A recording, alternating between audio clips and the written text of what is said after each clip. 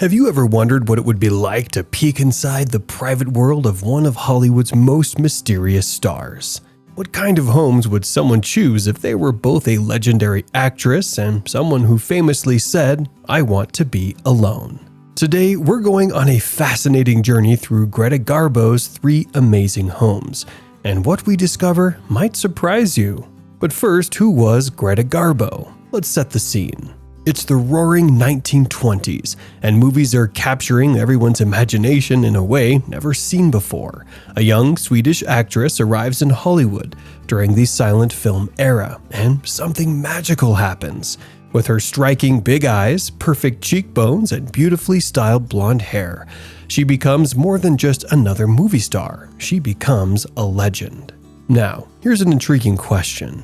If you were one of the most famous people in the world but wanted privacy, where in busy New York City would you choose to live?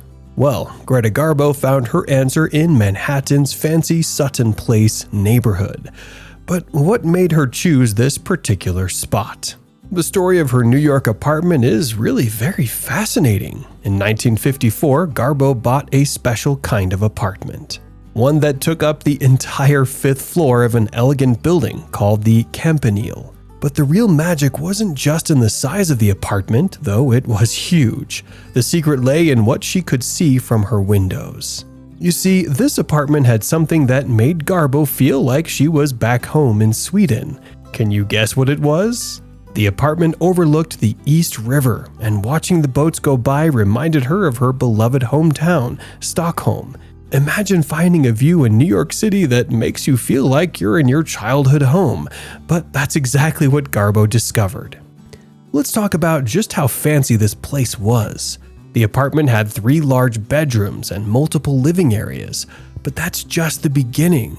Want to know something really luxurious? The master bedroom had walls covered in something called Fortuny silk.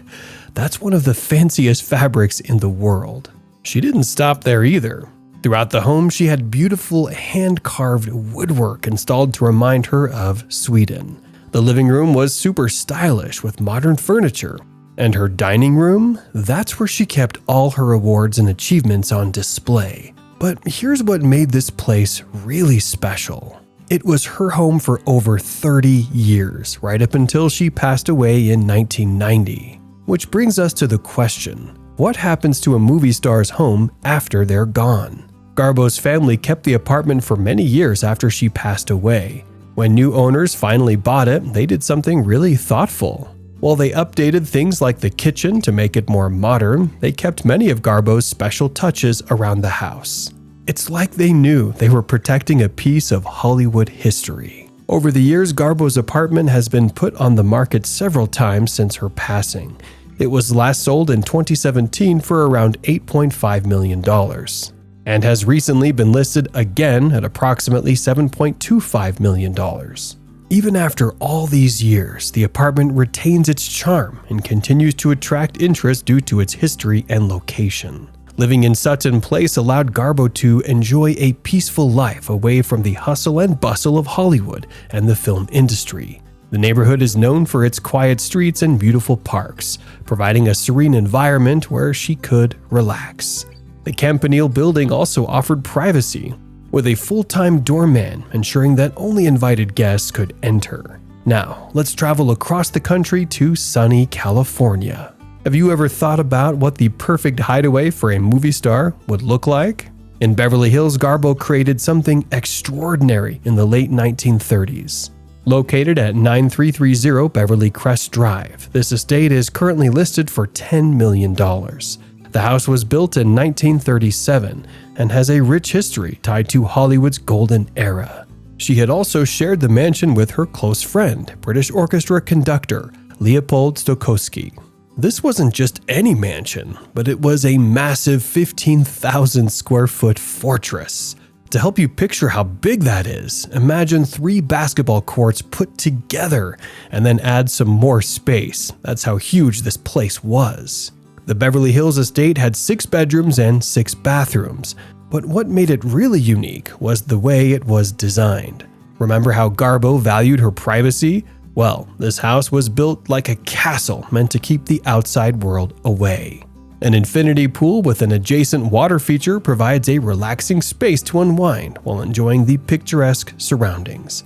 The expansive second-story terrace is perfect for watching sunsets and enjoying cool breezes. And here comes the twist.